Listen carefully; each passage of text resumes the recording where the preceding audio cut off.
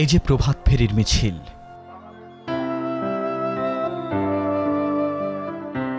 পূবাকাশে সূর্যোদয়ের পর আলোর তীব্রতা বাড়ার সঙ্গে দীর্ঘ হতে থাকে মানুষের ঢল। ফুলের বন্যা ছড়াতে কেন্দ্রীয় শহীদ মিনারে এই তো আমরাই। শ্রদ্ধায় রফিক, সালাম, বরকত, জব্বার।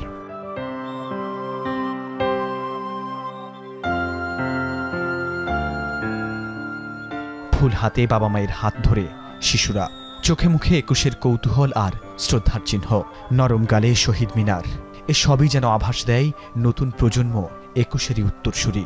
ভাষা শহীদদের জন্য শ্রদ্ধা জানাতে এসেছি, যারা শহীদ হয়েছেন এবং প্রাণ দিয়েছেন আমাদের ভাষাতে। এখানে এসে অনেক ভালো লাগছে যে ভাষা শহীদদের প্রতি শ্রদ্ধা জানাচ্ছি। আমার বেবির ফার্স্ট হচ্ছে 21শে ফেব্রুয়ারি। এটা স্কুল, কলেজ, মাদ্রাসার শিক্ষার্থীরাও বিষাদ গীতির গান গাইতে গাইতে শহীদ মিনারের বেদিতে। তারাই তো একুশের চেতনা ধারণ করে 52 থেকে 24 এই স্লোগানে ঘটিয়েছে 5 আগস্টের অভ্যুত্থান। প্রত্যাশা আগামীর দিন হবে একুশের। ভালো লাগতেছে, এবারে প্রথম আসছি, আর কখনো আসেনি। শহীদদেরকে শ্রদ্ধা জানাতে। ভাষার সম্মান দেওয়া উচিত, আসলে এটা রক্ষা করা আমাদের দায়িত্ব। ভাষা নিয়ে যুদ্ধ, এটা পুরো পৃথিবীতে এতটাই বিরল যে আমরা আমাদের ভাষার জন্য যে প্রাণ দিয়েছি। 21শে ফেব্রুয়ারিতে শুধু বাংলাদেশে নয়, সারা বিশ্বেই পালিত হয় আন্তর্জাতিক মাতৃভাষা দিবস। তাই তো দেশে অবস্থানরত ভিন্ন ভাষা ও সংস্কৃতির বন্ধুরাও এসেছেন 52 স্মরণে। My mother language is Polish, which is completely different to Bangla language. There is nothing in common.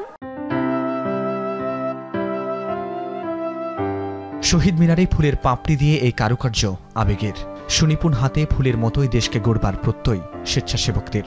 ফুল দিয়ে মন থেকে শ্রদ্ধা জ্ঞাপন করতে পারছি, বিষয়টা অনেক গর্বের। ফুল অবশ্যই একটা ভালো লাগার জিনিস এবং অবশ্যই শ্রদ্ধা প্রদর্শনের একটা নিদর্শন। এভাবেই বিভিন্ন বয়সের, বিভিন্ন শ্রেণী পেশার মানুষের ঢল নামে কেন্দ্রীয় শহীদ মিনারে। জাতীয় দিবসগুলো জাতিকে ঐক্যবদ্ধ হতে শেখায় বলে মন্তব্য ঢাকা বিশ্ববিদ্যালয়ের উপাচার্যের। আমাদের ঐক্যবদ্ধ থাকাটা খুব জরুরি এবং এই জাতীয় আয়োজনগুলো আমাদের ঐক্যবদ্ধ হবার একটা উপলক্ষ তৈরি করে। ফেব্রুয়ারির 21 তারিখ দুপুরবেলার ওয়াক্ত, বৃষ্টি নামে, বৃষ্টি কোথায়? বরকতের রক্ত। এই বরকত, রফিক, সালাম, জব্বারের রক্তের বিনিময়ে 1952 সালে যে ভাষার অধিকার প্রতিষ্ঠা হয়েছিল, তারই চেতনায় পরবর্তীতে 1971, 1990 এবং সবশেষ 2024 অনুষ্ঠিত হয়েছে। দেশের পরবর্তী প্রজন্ম এই ভাষা আন্দোলনের চেতনাকে ধারণ করে তাদের অধিকার প্রতিষ্ঠায় থাকবে সোচ্চার। প্রত্যাশা এমনই। ফরহাদ বিন নূর, এখন, ঢাকা।